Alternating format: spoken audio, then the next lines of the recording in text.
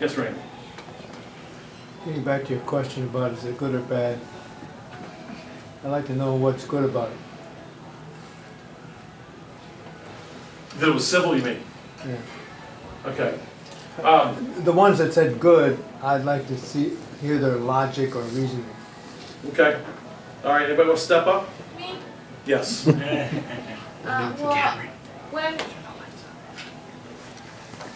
here's the thing, like, when I feel when things are getting nasty, 9 times out of 10, as I've seen it in my short and experienced life, it's because someone took something personally and things got out of hand. Now, I know that Christ got nasty all the time, but he never took anything personally, except for on account of his father. Right, he took that part, yeah. Like when, But that, in a sense, that's not personal. He was defending his father. right. But when, like, the Pharisee said, you have a demon and or what they call him, a Samaritan? A Samaritan He demon. he wasn't like, you're going to hell. He's like, I'm not a Samaritan, I don't have a demon. He didn't even address the other thing. And he went back to the things that are important. And that's why, as far as nastiness, to me that's a sign that things did not get personal, and that at least one side was just focused on the truth and not on making himself look good. Okay. All right. Someone else. Wait, I'm trying to understand what she said. All right. You don't want to, and I don't want to go back and forth, but you don't want it because it turns personal? You want to stay away from it because it turns personal? I want to stay away from anything that gets me trying to make myself look good, whether instead of making the truth look good and promoting. When you're defending it, you're not making yourself look good. You're making Christ look good, or biblical scripture, or you're arguing about or from the Bible. I would guess you're doing that if you're a Christian. Mm-hmm. So it's not personal. But what I'm saying is, when I've seen it in real life, when I've seen people get nasty, it's because someone took something personally. Even the right side. So then it gets out of control and you don't care about Christ and his kingdom, you care about your own pride. And now you're putting both sides and you're saying both. If it gets personal, is the one guy arguing from scripture and this guy takes it personal? No. And then this guy takes it personal, and before you know it, they're at each other's throats. Is that what you're saying? Well, yeah. Well, Okay. well, in that case, I could say I'm glad that Ken Ham didn't get personal then. I think it's a good thing then. He didn't even get hardly scriptural. Right. I thought he was very scriptural. I think he stood upon scripture. I thought I was impressed. He could have got more scriptural. But again, short life. Yeah, I wish you would have brought up the faith thing. Yes, John. Well, I think one of the problems when you get into this debate in particular, Yes. or anything sensitive like abortion, Yes. the opposition will ultimately resort to ad hominem attacks. Yes. They attack the man, Yes. not his arguments. Yes. And I think that's the problem. It's not how people receive things, because you can receive things any way you want. But when the attacker is directing his attack at the person, that's unfair. That's uncalled for. And Philip Johnson makes this point in his book about Darwinism. Because he says everyone who's debating this subject is fulfilling a role in a movie. And everyone who has seen that movie identifies you with a role in that movie. That movie's Inherit the Wind. And whether you know it or not, when you're debating evolution, you're either the buffoon, William Jennings Bryan, or this erudite, sophisticate from Chicago, Clarence Darrow. Yeah. Well said. And if you're not that, the other side is always trying to paint you as that. And that's the paradigm. That's the paradigm right there. That's absolutely it. Yeah, Randy. That will happen 99.9% of the time. That will happen. They say it won't or it will? Will. Okay, yeah. That person's attack against the Christian will always, so the question becomes, if it's going to happen a large percentage of the time, do we stay away from it? No. Or do we make ourselves aware that it's going to happen and attempt to argue the point? Yeah. I believe, Randy, that most of us still are, and I've seen this happen, we'll get into it as long as it's comfortable.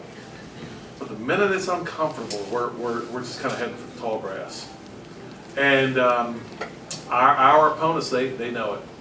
They just know it. Because they do it, and they do the ad hominem attack. And what is very troubling to me, since I'm not Bill Nye, but can I be troubled? I'm troubled. I find it troubling. Here's what I find troubling, is that these evolutionists that are all about facts never police themselves. They never do in these arguments. They'll have some of their own people just blast a Christian, use language, filthy language, disgusting gutter language, and they never, correct me if I'm wrong, they never police themselves. And they're all about facts and so forth. They don't want to police themselves. Well, yeah, they don't. I mean, they're such hypocrites. It's so clear that they're hypocrites. Yes? The reason that I said that it's a double-edged sword when it is civil or not civil is that I have seen people who have responded by when it was civil in that they didn't discredit the Christian who was speaking. Well, they were civil, they weren't some nut job right-winger, they were trying to make a point in a civil manner and use evidence. But I've also seen when it's not civil, Joel had an exchange with me and my brother this past week in regards to the debate, and it was not civil in a very vulgar way, actually, on my brother's side. And Thanks for clarifying.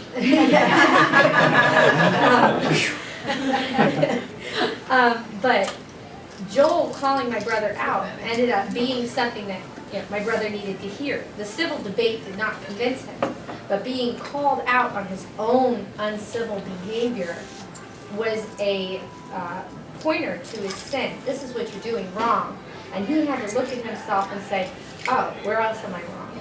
So sometimes when it gets uncivil, then that person who is hearing this, and Joel was not rude or unkind so much as he was very to the point, specific, and I don't know, how would you describe it, Joel? Sort of nasty. But Yeah. But he was. But I didn't attack him. No. So like when you call someone out on their sin, it could be nasty per se, like Christ calling the Pharisees out on their sin. It could be nasty, but then they have to look at their sin. So sometimes the lack of civility makes more of a point on their own sin nature and brings them straight to the gospel, as opposed to civility and evidence, which allows them to reason their way out of it. If that makes sense. Some people are real comfortable with it because they think they're just a little bit smarter than you. Yeah. Yes. This might be more of an observation than a question. That letter from that doctor really bugs me. That Bill Nye, because I was struck through this whole debate that he kept coming back to education and science. And it was you Christians are ruining the medical science that could save your children and he never said that, but he said that. And so for that to have been total hype is, he remained very civil, but he's lying through his teeth to do it. And I'm sure that's not something Ken had gone and done a lot of research on so that he knew. So he chose like a hot spot for everyone. Medical science, we all want the greatest advancements we can possibly get. So there's something really underhanded, and I thought it then, I couldn't put my finger on it, but I kept saying, well, he seemed to have some educational goal at mind here. So anyway, it just bugs me that nobody's gonna call him out on that. Ken Ham's website, well, the world's not reading it. Right. And all the facts people, the people that I try to monitor are my guy, whatever, I forget the guy's name, Greg Layden or whatever. Right. Salon Mayor, they're not gonna. Right, I've seen it. They're not going to. But it's a little bit like that, like that poll. Yeah. He just knew there was something wrong with that from the very beginning. And you know what? I only showed about half of the sources that I found that cite that poll. I only cited about half of them. Yeah. Right. Just to dovetail, when that was brought up in the debate, I said to myself, Bill Nye is wrong. Instinctively, because I lived in Kentucky for 5 years. I know the University of Kentucky, okay, where it was campus, and the University of Louisville. And I'm thinking to myself, that can't be right. There's something wrong with that statement. And I'm not sure why Ken Ham didn't pick up on that and at least say something to that effect. Are you sure you're right on that, Bill? Are you sure you're right on that? Yeah, that's a tough one though, because Bill comes back, you know, right then in the moment, yeah, I'm sure I've got the website, and he didn't have a website. Then, you know, Ken Ham looks like he's grasping at straw. I mean, that's a tough moment there. Yeah, I know. It is a tough, that's a tough I'm not one. picking on him. Yeah, I'm not. that's all right. It's okay, but did you see, yeah.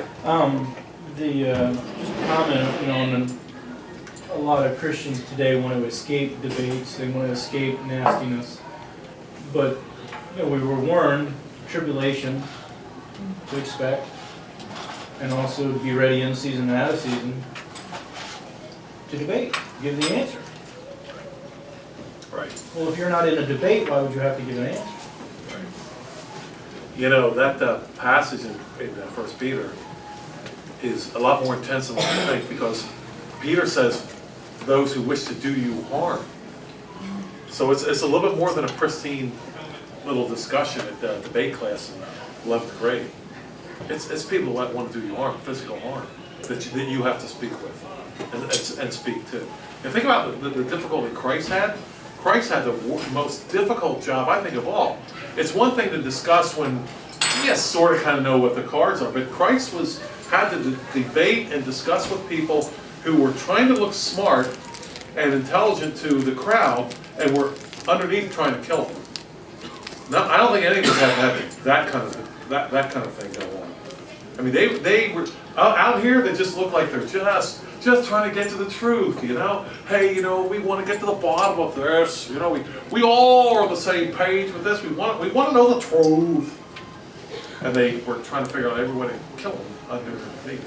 Stephen didn't back down. That's true. Stephen was another one that Stephen, and he's one. There's a lot of guys like this. It seemed like the very time they should have backed down, they got stronger. They got more direct. Jeremiah is another one like that. Jeremiah had a lot of opportunity to modify the message and went the other way. How about Christ turning over the table? I would have loved to see that scene. Yeah. Oh, that must have been a real picnic. Yeah, John. You say that we're not faced with these people wanting to kill us. Okay, go ahead. Make the case for maybe they are, but That's exactly what I want. I Yeah. think that ultimately, that's exactly what they want to do. They aren't going to be happy until there's no voices telling them they're wrong. The issue with all of the opponents of Christianity is that the Christians hold a standard that says you're wrong about this, and that's the one thing they can't have. The only way they're going to silence the voice saying you're wrong is when there are no voices to say you're wrong. So ultimately, that is what they want. I will argue. The governor of New York invited all the pro-life Exactly. gun owners Exactly. out of the state. You've talked about it, you talked about it on Sunday, that Christopher Hitchens has said, or had said, that the Christians should not be allowed to raise their children and indoctrinate them when he wants to indoctrinate them. What is that but an attempt to kill us? True. Let me You're add right. to that. You're right. I agree Can't with argue you. with that. Let me add to that one more step. Do you know when they're going to start coming after the Christians? Heavy duty to kill us? When they get rid of the conservatives. When the conservatives are all put in their place, the next one on the agenda is the Christians. Are there any left? Libertarians, that kind of element, they have to do away with that. And as soon as they do away with that element, then they're going to be right They have after to do away with it, they're quitting. Well, however they're going to get rid of that element. When they get rid of that element, that's when I'll focus in on the Christians. I think I feel the laser. The lasers are ready. Yes. I would argue that they actually already are. Physically, aiming to do that. A friend of mine in Norman, Oklahoma was outside of an abortion clinic doing their regular proclaiming the gospel to people entering and leaving the clinic. And at that point in time, they were assaulted by a gentleman leaving the clinic. They had it on camera. They submitted the video to the police. He threatened to kill them on camera.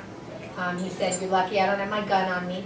He came back to threaten them. They got that on camera the following week when they were at the same clinic. When they gave this video to the police declined to prosecute. They had it on video and the police declined to prosecute. And the folks who were standing outside of that clinic were following the law. I mean, it does get to a point where people do want to kill you, and they do get that angry, and it shows up even here, especially when you get on those hardline issues like abortion, because they want to kill their baby, and when you say, you should not be doing this, this is wrong, this is murder, what's to stop them from thinking that you aren't worth killing too? And when Christians speak out on issues that are that sensitive in today's culture, and I mean there are many, many Christians who, as a result of what went down, some in the more moderate ecumenical pro-life movement who said, well, you deserve to be assaulted, you shouldn't call it murder. And it's not, the professing Christians are cutting the knees out from under those who are speaking truth. Worse, we can deal with our enemies, Yeah. or it's our friends. We gotta really be concerned about. Well, thank you very much for your kind attention tonight. Very good, thank you, Joel.